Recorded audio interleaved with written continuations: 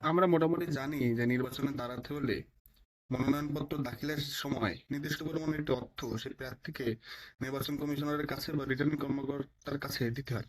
তো নির্বাচন শেষে আপনি যদি কোনো এলাকায় মোট প্রদত্ত বৈধ ভোটে 12.5% বা 1/8 পান ভোট, তাহলে সেই টাকাটি আপনি ফেরত পাবেন। আর যদি না পান সেক্ষেত্রে আপনার এই টাকাটি রাষ্ট্রীয় কোষাগারে জমা হবে এবং জামানত বাজেয়াপ্ত হয়েছে বলে ঘোষণা দেওয়া হবে।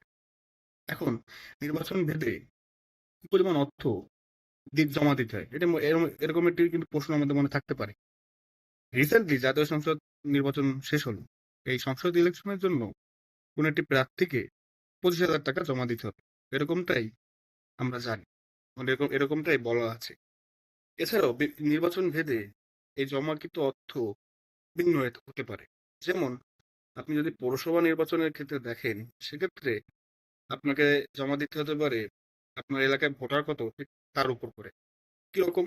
যদি অনধিক 25,000 ভোটার হয় কোন এলাকায়, সেক্ষেত্রে 15,000 টাকা জমা দিতে হবে। 50,000-এর অনধিক হলে 20,000, 50 থেকে 1 লাখের 1 লাখের মধ্যে হলে 25,000 এবং 1 লাখের বেশি হলে সেক্ষেত্রে আপনার 30,000 টাকা জমা দিতে হবে। তো বুঝতেই পারছেন, ভোটারের পরে এটা নির্ভর করছে পৌরসভা নির্বাচনের ব্যাপারে। এছাড়াও আপনি যদি কাউন্সিলর নির্বাচনের দিকে তাকান, তাহলে দেখতে পাবেন সেখানে 5,000 টাকা জমা দিতে হবে। এছাড়া আপনার ইউনিয়ন পরিষদের চেয়ারম্যানের ইলেকশনের জন্য 12,500 টাকা জমা দিতে হবে।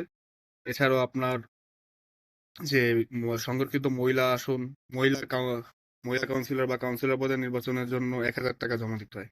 তো আপনারা বুঝতেই পারছেন যে নির্বাচন ভেদে আপনার এই টাকা জমা দেওয়ার পরিমাণও কিন্তু ভিন্ন। তো এক এক নির্বাচনে এক এক ধরনের অর্থ বরাদ্দ করা রয়েছে, পরিমাণ অর্থ প্রার্থী মনোনয়নপত্র দাখিলের সময় জমা দিবে।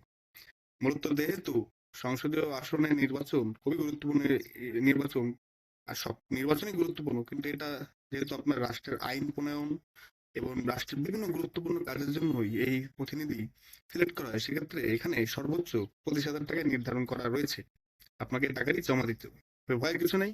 যদি 12.5% ভোট পান মোট প্রদত্ত বৈধ ভোটের, তাহলে আপনি এই টাকাটি কিন্তু ফিরে পাচ্ছেন। আর না হলে রাষ্ট্রীয় কোষাগারে জমা হয়ে যাবে।